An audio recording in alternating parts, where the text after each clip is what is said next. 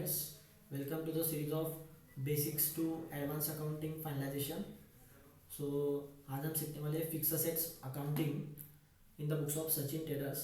तो आज के वीडियो का अपना ऑब्जेक्टिव है कि फिक्स असेट का अकाउंटिंग कैसे होना चाहिए और उस पर डिप्रिसिएशन कैसे चार्ज होगा एंड उसका एंट्री देखने वाले हम और some basic point we need to remember.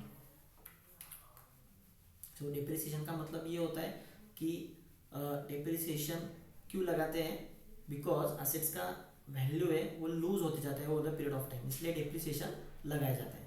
ठीक है, तो मैंने यहाँ पे कुछ असेट्स लिए हैं, तो इनका डिप्रिसिएशन रेट लिया है और उनका वैल्यू लिया है। ठीक है, ये मैं आपको टैली में करके बताने वाला हूँ प्रैक्टिकली। तो कौन से पॉइंट आपको ये बेसिक 2 पॉइंट लिखे मैंने। तो आपको अगर बिजनेस लॉस में होगा तो भी आपको डिप्रिसिएशन चार्ज करना है एवरी ईयर एंड आपको रेट प्रॉपर सिलेक्ट करना है। ठीक है, डिप्रिसिएशन की एंट्री कैसे होती है, depreciation account debit to fix asset. Depreciation ये रहेगा प्रॉफिट एंड लॉस में और फिक्स असेट उतने अमाउंट से रिड्यूस हो जाएगा। ये 2 केसेस बहुत इंपॉर्टेंट हैं, जीएसटी का इम्पैक्ट है इसमें बहुत।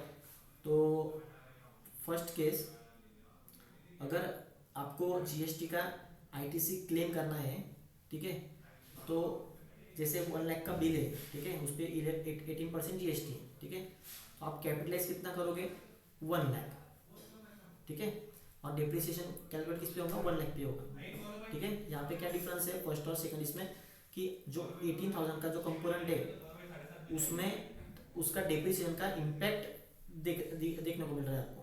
ठीक है, तो फर्स्ट केस में 18,000 पे आपको डिप्रिसिएशन नहीं मिलेगा, सेकंड केस में आपको 18,000 पे डिप्रिसिएशन मिलेगा। ठीक है, फर्स्ट केस में आपको जीएसटी का बेनिफिट मिलेगा, सेकंड केस में आपको जीएसटी का बेनिफिट नहीं मिलेगा।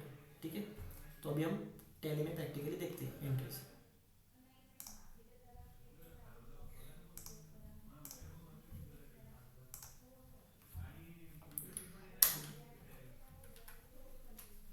अभी फिक्स असेट में जाते हैं।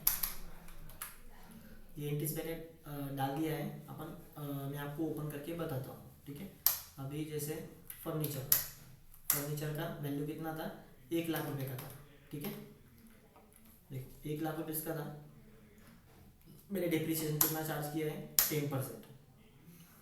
यहाँ पे नरेशन डाला है, 10% का डिप्रिसिएशन चार्ज किया हमने फुल ईयर।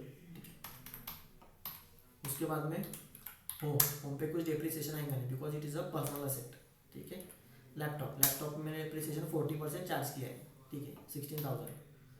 मोबाइल परचेस में मैंने डिप्रिसिएशन चार्ज किया 15%। ठीक है, 375 depreciation account debit to mobile purchase. ठीक है, और ये जो डिप्रिसिएशन कहाँ पे होता है, ये प्रॉफिट एंड लॉस के डेबिट साइड में आता है। ठीक है,